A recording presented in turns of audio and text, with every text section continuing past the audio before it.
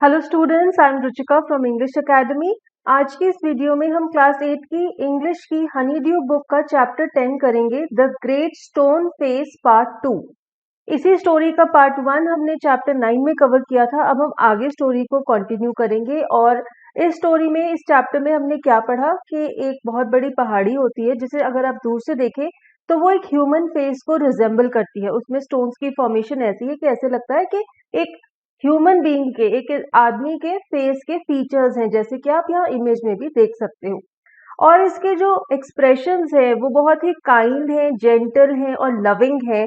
और एक छोटा सा बच्चा जो इस गांव में रहता है वो कैसे बड़ा होता है इस फेस को देखकर, और उस पे इसके एक्सप्रेशंस का प्रभाव पड़ता है। और उसके गांव में एक प्रोफेसी है, मींस ये कहा जाता है, फ्यूचर में प्रिडिक्शन की गई है कि फ्यूचर में एक ऐसा व्यक्ति गांव में आएगा जो इस स्टोन फेस जैसा ही लगेगा, और सभी गांव वाले उस आदमी का इंतजार करते हैं। और वो जो छोटा सा बच्चा है वो भी बहुत क्यूरियस है उस आदमी से मिलने के लिए जो कि ग्रेट स्टोन फेस जैसा है। अब हम आगे अपनी स्टोरी को कंटिन्यू करते हैं। Many years passed. Ernst was now a man of middle age. To his neighbors, who never suspected that he was anything more than an ordinary and familiar face, he was only a humble and hard-working, though thoughtful person. But what about the old prophecy? Was it ever fulfilled? Let us read and find out. तो इस chapter के introduction में हमें बताया गया है कि अब बहुत सारे साल निकल चुके हैं। अब वो जो छोटा सा लड़का था जिसका नाम है अर्नस्ट, वो अब मिडिल एज का हो गया था। यहाँ इमेज में आप देख सकते हैं, अब वो ऐसा लगता था। उसके नेबर्स को ऐसा लगता था कि वो एक बहुत ही ऑर्डिनरी सा आदमी है, उसका फेस जाना पहचाना है क्योंकि वो बचपन से वहीं रहता था। वो बहुत ही हम्बल था, नेक था, अच्छा था, मेहनती था और सब लोगों के बारे में बहुत सोचता था। लेकिन सब लोगों को इंतजार था कि वो जो प्रोफेसी है वो कब पूरी होगी, और इसी चैप्टर में हमें पता चलेगा कि वो प्रोफेसी कैसे पूरी हुई। The years hurried on and brought white hairs upon the head of Ernst and made wrinkles across his forehead and furrows in his cheeks. The years hurried on means तेजी तेजी से साल बीतते गए और कब अर्न्स्ट बड़ा होकर मिडिल एज में भी पहुंच गया पता ही नहीं चला। यहाँ पर राइटर ने हेयर्स लिखा हुआ है, लेकिन अगर हम देखें तो ये वर्ड गलत है। हेयर का प्लूरल भी हेयर ही होता है, ठीक है। तो जैसे जैसे साल बढ़ते गए वो मिडिल एज का हो गया, उसके बाल भी सफेद हो गए और उसके चेहरे पर रिंकल्स आ गई। रिंकल्स क्या होती हैं? झुर्रियां, जिसे हम कहते हैं लाइंस। तो उसके फोरहेड पर ऐसे रिंकल्स आ गए और उसके चीक्स में बन गए फरोज। फरोज क्या होते हैं? वैसे तो फरो कहते हैं हम गहरी लाइंस को, डीप लाइंस। जैसे कि हम कहते हैं खड्डे पड़ गए, तो खड्डेदार जो लाइनें होती हैं उन्हें फरोज कहा जाता है। तो अर्न्स्ट जब बूढ़ा हो गया था, उसके बाल सफेद हो गए थे, उसके गालों में और उसके फोरहेड पर लाइंस और खड्डे बन गए थे। He was an old man, but not in vain had he grown old. More numerous than the white hairs on his head were the wise thoughts in his mind. अब Ernst एक बूढ़ा आदमी हो गया था, but not in when. In when का मतलब है विदाउट सक्सेस, मीन्स उसका जो बूढ़ा होना था, वो जो प्रोसेस था वो बेकार नहीं था, उससे उसे कुछ फायदा भी मिला था। हालांकि वो बूढ़ा हो गया था, उसके बहुत सारे सफेद बाल आ गए थे, लेकिन इसी एजिंग के साथ उसके दिमाग के ख्याल भी बहुत वाइज हो गए थे। मींस उम्र के साथ वो बहुत ज्यादा समझदार हो गया था। इसीलिए राइटर कह रही है कि उसका ये जो बुढ़ापा है इन वेन नहीं था, वेस्ट नहीं गया था, उससे उसे फायदा मिला था, क्योंकि जैसे जैसे वो बूढ़ा हुआ वो ज्यादा समझदार भी बन गया। And Ernst had ceased to be obscure.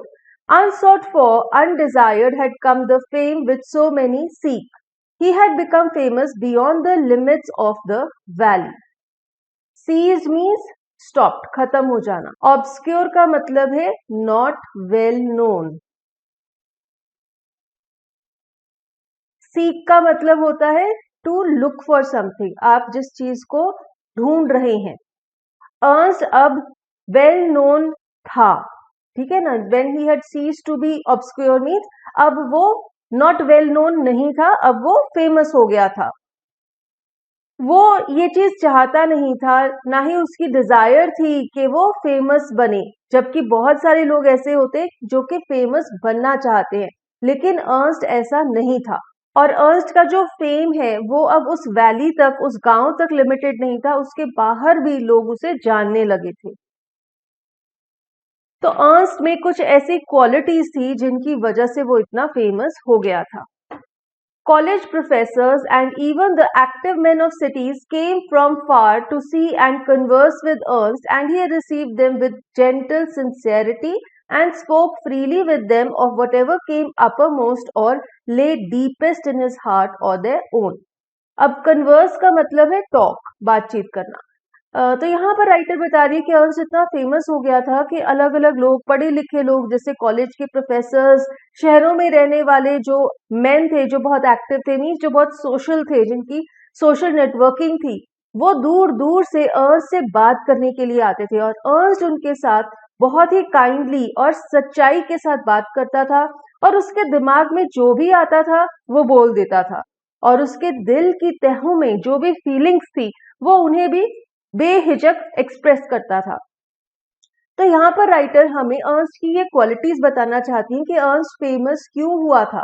क्योंकि एक तो वो साफ दिल का था, उसके दिल में जो भी बात आती थी वो बोल देता था, और उसके दिल में जो डीपेस्ट फीलिंग्स थी वो उन्हें भी बेझिझक एक्सप्रेस करता था।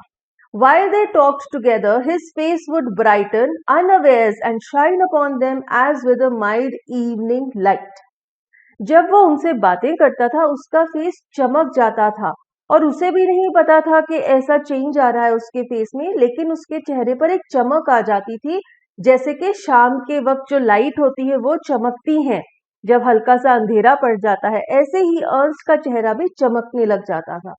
While Ernst had been growing old, God had granted a new poet to this earth. अब इसी दौरान हमारी दुनिया में एक नया पोएट, एक नया कवि भी उभर के आया।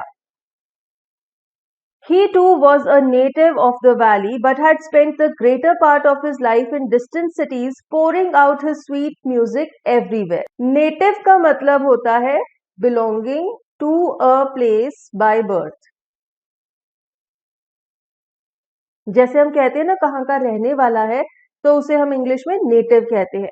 ये जो नया कवि उभर के आया था ये भी उसी वैली का रहने वाला था, उसी गांव का रहने वाला था, लेकिन उसने अपनी जिंदगी का जो मैक्सिमम हिस्सा है वो दूर दूर के शहरों में बिताया था। और उसकी पोएम्स का जो स्वीट म्यूजिक है, मीन्स उसकी पोएम्स को गानों में यूज किया जाता था और जगह जगह पर लोग उन्हें सुनते थे। Neither was the great stone face forgotten, for the poet had celebrated it in a poem. अब ये जो पोएट है इसे भी ग्रेट स्टोन फेस के बारे में पता था, और इसने अपनी एक कविता में भी उसकी प्रशंसा की थी।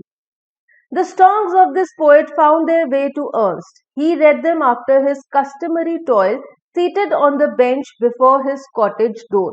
कस्टमरी का मतलब है ऐसी चीज जो कि रोजमर्रा की है, रूटीन है, हर रोज की जाती है, and toil means hard work. Ernst को भी इस पोएट की कविताएं पढ़ने को मिली, और अपना काम करने के बाद वो एक बेंच पर बैठ जाता था अपने कॉटेज के दरवाजे के पास और इन कविताओं को पढ़ता था। As he read, he lifted his eyes to the mountain. "Oh, great stone face," he said, "is it not the man worthy to be your likeness?" The face seemed to smile but did not answer. अब जैसे जैसे Ernst इन कविताओं को पढ़ता था उसने great stone face की तरफ देखकर मन में ये सोचा कि क्या ये कवि ही वो तो नहीं है जो कि तुमसे मिलता जुलता है, तुम्हारे जितना महान है। अर्न्स्ट को जवाब में ग्रेट स्टोन फेस से सिर्फ एक स्माइल मिली, लेकिन कोई जवाब नहीं मिला। Now it happened that the poet, though he lived so far away, had not only heard of Ernst but had thought much about his character and wished to meet this man whose wisdom walked hand in hand with the noble simplicity of his life.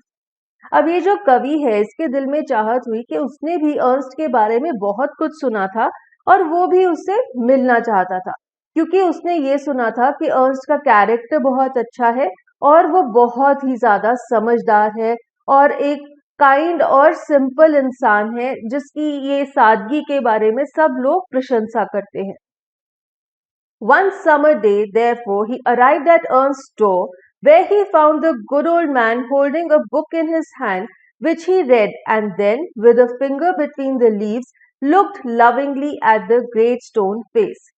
अब दोपहर का मौसम था। एक दिन Ernst के घर पर ये कवि पहुंच जाता है और वो क्या देखता है कि अर्न्स्ट अपने घर के दरवाजे के बाहर बैठा हुआ है। उसके हाथ में एक किताब है जिसे वो पढ़ता है और फिर वो किताब को बंद कर देता है। उसका एक हाथ किताब के लीव्स क्या होते हैं? पेजेस, किताब के पेजेस के बीच में होता है और वो ग्रेट स्टोन फेस की तरफ बहुत ही प्यार से देखने लग जाता है। Good evening, said the poet. Can you give a traveler a night's shelter? Gladly, answered Ernst, and then he added, smiling, I think I never saw the great stone face look so hospitably at a stranger. अब ये जो poet है ये Ernst को good evening wish करता है और उसे कहता है कि मैं एक ट्रैवलर हूँ, मुसाफिर हूँ, तुम मुझे एक रात के लिए शेल्टर दे दो अपने घर पर। अर्न्स्ट कहता है कि हाँ, बहुत खुशी से मैं आपको शेल्टर दूंगा और फिर कहता है कि मैंने पहले कभी नहीं देखा कि ग्रेट स्टोन फेस किसी को इतने हॉस्पिटेबली देखे। मीन्स वो कहता है कि आप एक स्ट्रेंजर हैं, आप यहाँ पर नए हैं, लेकिन फिर भी ये जो ग्रेट स्टोन फेस है ये आपको बहुत ही हॉस्पिटेबल नजरों से देख रहा है। हॉस्पिटेबल क्या होता है? वेलकमिंग, मीन्स वो आपका बड़ा स्वागत कर रहा है, बहुत खुश है आपको देखकर। ये चीज मैंने पहले नहीं देखी। The poet sat down beside him and he and Ernst talked together.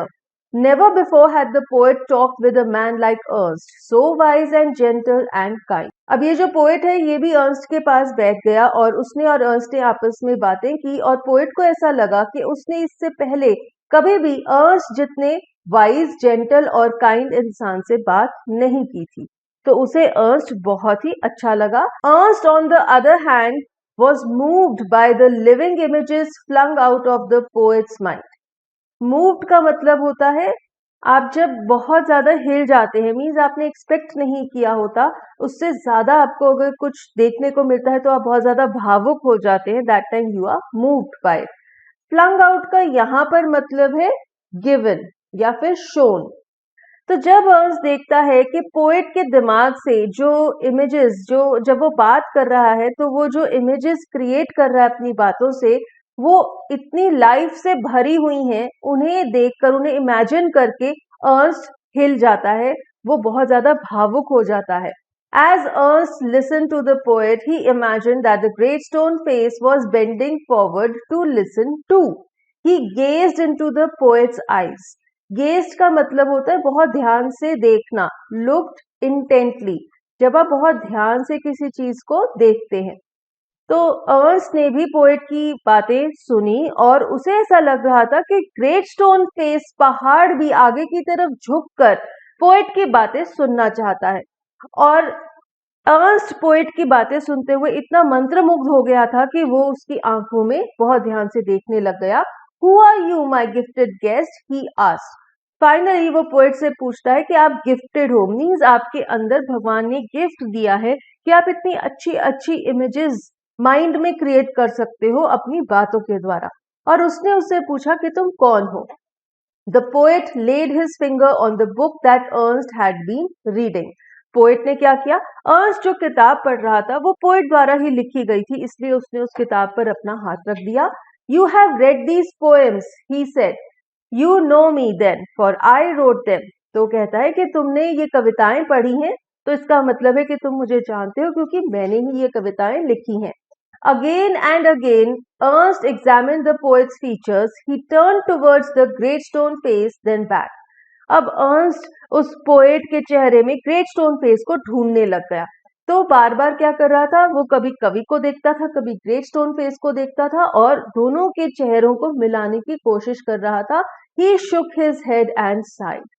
फिर उसने अपना सिर हिला दिया और एक लंबी सी सांस भरी। Why are you sad? inquired the poet. Poet ने पूछा कि तुम दुखी क्यों हो? Because, replied Ernst, all through life I have awaited the fulfillment of a prophecy, and when I read these poems, I hoped that it might be fulfilled in you.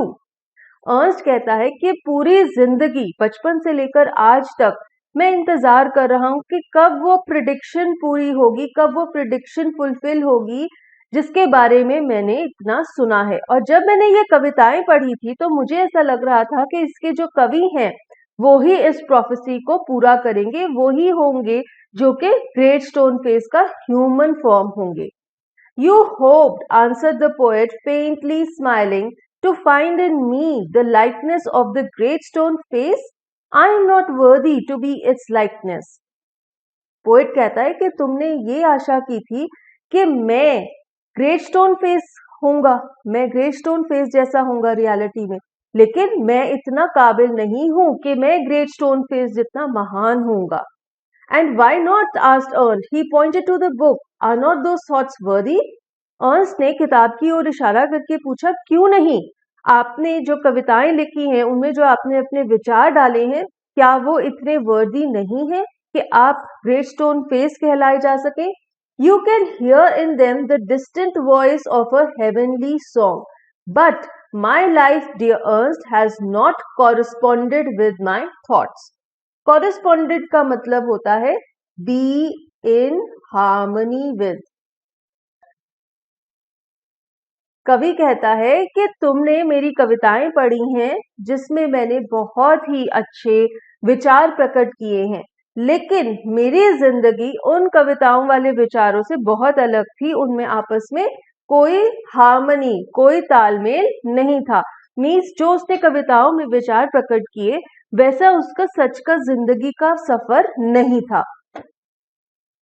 I have had grand dreams, but they have been only dreams.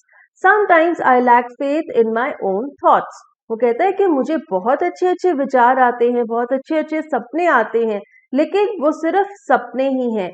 कई बार मेरे साथ ऐसा हुआ कि मैं अपने ही विचारों पर भरोसा नहीं रख पाया और मैं उनसे डगमगा गया, जिस वजह से मैं ग्रेट स्टोन फेस जैसा महान नहीं हूँ। Why then, pure seeker of the good and true, should you hope to find me in the face of the mountain?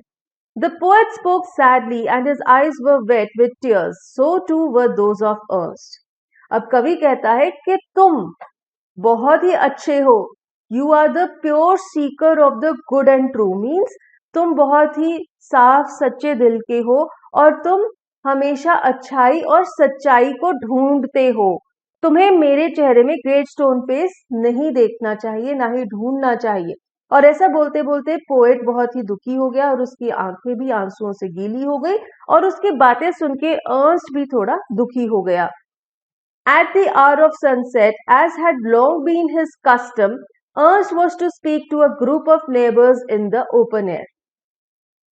Custom here means habit. अब सूर्यास्त के समय ये एक आदत बन गई थी कि अर्न्स्ट नेबर्स को, अपने ग्रुप ऑफ नेबर्स जो उसके पड़ोसी थे, उनको मिलता था और उनसे बातें करता था। तो अब भी वही समय हो गया था और जैसा कि हर रोज का रूटीन था, तो उसके पड़ोसियों का एक ग्रुप आ गया जिनसे वो बातें करने लग गया खुले आसमान के नीचे। टुगेदर ही and the poet went to the meeting place arm in arm. From there could be seen the great stone face. तो अर्न्स्ट और वो कवि दोनों बाहों में बाहें डालकर उस जगह पर पहुंच गए जहां पर अर्न्स्ट अपने पड़ोसियों को मिलता था और वहां से उन्हें ग्रेट स्टोन फेस भी दिखाई दे रहा था। Ernst threw a look of familiar kindness around upon his audience. He began to speak to the people what was in his heart and mind.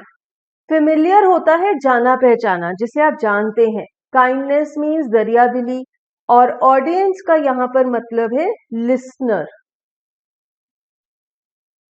अब अर्न्स्ट ने आसपास देखा, वो अपने सारे पड़ोसियों को जानता था, तो एक फेमिलियर काइंडनेस की लुक थी उसकी आंखों में, जिसके साथ उसने अपने ऑडियंस को ग्रीट किया। ऑडियंस यहाँ पर कौन थे? उसके पड़ोसी, जो कि उसकी बातें सुनने के लिए आए थे। और फिर उसके दिल और दिमाग में जो भी बातें थी वो बोलने लग गया। His words had power because they agreed with his thoughts, and his thoughts had reality and depth because they harmonized with the life which he had always lived. अब ये जो सेंटेंस है थोड़ा कॉम्प्लिकेटेड है, हमें समझना पड़ेगा। अर्न्स्ट के शब्दों में बहुत ज्यादा शक्ति थी, पावर थी, क्योंकि उसके शब्द उसके विचारों से मिल रहे थे, तालमेल खा रहे थे। और उसके जो विचार थे उनमें सच्चाई थी और बहुत गहराई थी, क्योंकि वो उसकी जिंदगी से तालमेल खा रहे थे। हार्मोनाइज का मतलब है एग्रीड टू और कॉरेस्पॉन्डेड विद। तो हम यहाँ पर क्या देख रहे हैं कि अर्न्स्ट के शब्दों में बहुत ताकत थी, बहुत शक्ति थी, क्योंकि वो उसके विचारों से मिल रहे थे और उसके विचारों में बहुत सच्चाई थी और गहराई थी, क्योंकि उसके विचार उसकी जिंदगी से मिल रहे थे। It was not mere breath that the preacher uttered, they were the words of life.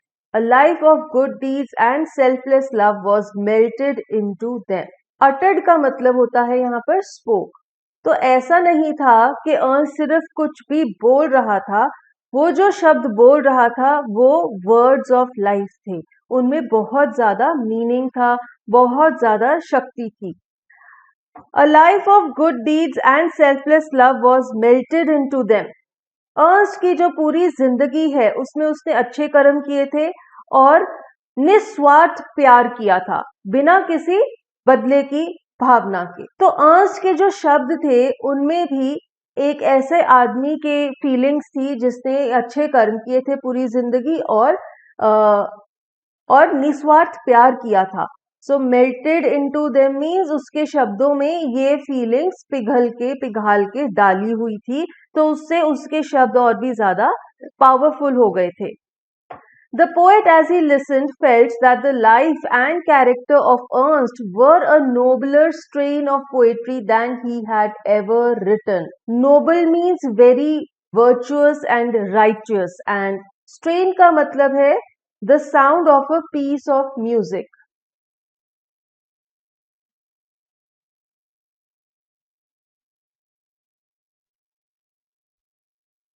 जब उस पोएट ने अर्न्स्ट की बातें सुनी तो उसको लगा कि अर्न्स्ट की पूरी जिंदगी और अर्न्स्ट का जो कैरेक्टर है, उसका जो चरित्र है, वो बहुत ही वर्चुअस है। उसने हमेशा अच्छे काम ही किए हैं और कभी किसी का दिल नहीं दुखाया।